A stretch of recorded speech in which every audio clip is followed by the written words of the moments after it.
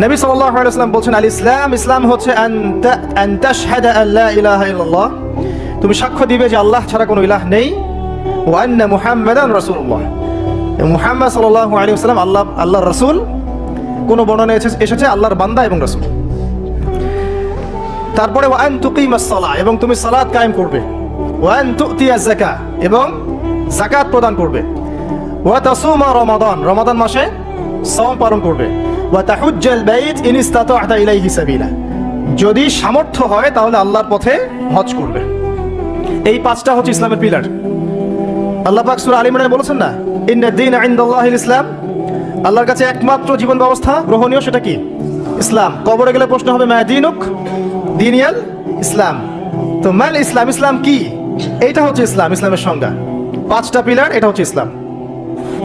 এটাকে স্বীকার করে নিলে একজন ব্যক্তি মুসলিম হয়, ঈমান নিয়ে আসলে মুমিন হয়, তাকওয়া অবলম্বন করলে মুত্তাকি হয়, আর হৃদয়ের মধ্যে কলবে ইহসান চলে আসলে মুহসিন হয়ে যায়।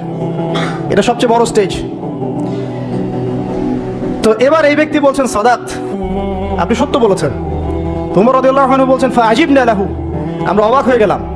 ইয়াসআলুহু ওয়া ইউসাদ্দিকুহু, এই ব্যক্তি নিজেই প্রশ্ন করলো, নিজেই আবার সত্যায়ন করলো। এটা কি হয় কখনো? কেউ যখন জানতে আসে কিছু টিচারের কাছে, সে কি সত্যায়ন করতে পারবে আপনার কথা ঠিক আছে এটা বলতে পারবে? তার মানে সে আগে থেকে উত্তর জানতো। তো উমর রাদিয়াল্লাহু আনহু কিন্তু এখন খুব কনসিয়াস এই ব্যক্তি কে আসলে। এইটুকু আমরা একটু আলোচনা করে নেই। নবী সাল্লাল্লাহু আলাইহি ওয়াসাল্লাম এখানে বলেছেন ইসলাম মানে হচ্ছে সাক্ষ্য দেয়া লা ইলাহা ইল্লাল্লাহ এবং মুহাম্মাদুর রাসূলুল্লাহ। এই তো এর মানে হচ্ছে, খুব সংক্ষিপ্ত আকারে বলছি, খুতবায় অনেক বড় বলার সময় থাকে না। এর মানে হচ্ছে আমাকে তাওহীদের উপর থাকতে হবে এবং শিরক থেকে দূরে থাকতে হবে। আর মুহাম্মাদুর রাসূলুল্লাহ মানে হচ্ছে আপনাকে সুন্নাহর উপর থাকতে হবে, বেদাত থেকে দূরে থাকতে হবে।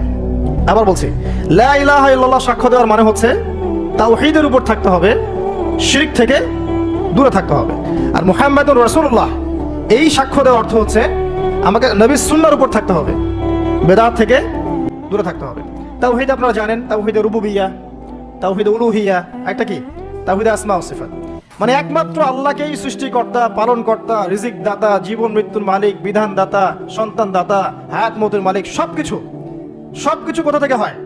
আল্লাহ থেকে। এই কনসেপ্টের নাম হচ্ছে লা ইলাহা ইল্লাল্লাহ।